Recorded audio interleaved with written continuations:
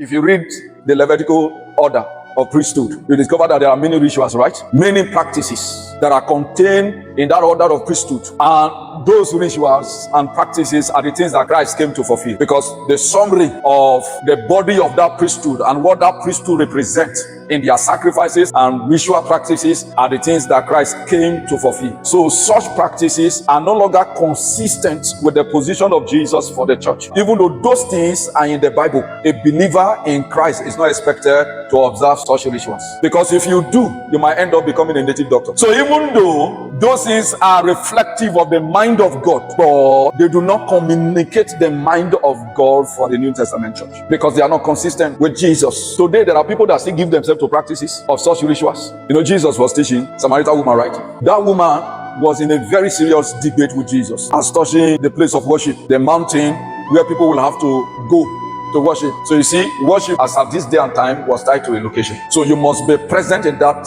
particular location for your worship to be accepted. So God is not expected to be worshipped from any other place apart from this location. So this is a ritual in the Bible, but this ritual as a practice is not consistent with the present revelation of God for his children. So the children of God are no longer tied to the worship that takes place on the mountain or in Jerusalem. Do you know there are people, if they don't go to the mountain, they feel that God does not answer their prayer. The deliverance is on the mountain. They have to climb to the mountain. Even in this nation, there are people that say travel to the mountain. Even the Jerusalem you have here, there are people, Christians, even men of God, that still have to take their journey to Jerusalem and begin to locate those spots that the Bible talked about. The tomb of Jesus, even though Jesus did not have any tomb. You know, the tomb he was buried was borrowed. And he doesn't need it because he was not going to be there. People look for the pool of Bethesda and then they serve the water and bring it back to Nigeria. They look for Vajonda and they serve the water. They will take picture. They will video them that we are in the river now. And meanwhile, the inhabitants of that environment, they go there to swim, they go there to play. And somebody will enter plane from Nigeria, from different nations to go to that same place, to go and serve the water, dirty water that people have been swimming in all their life and bring it back to Nigeria. So I've come with the water from the pool of Bethesda.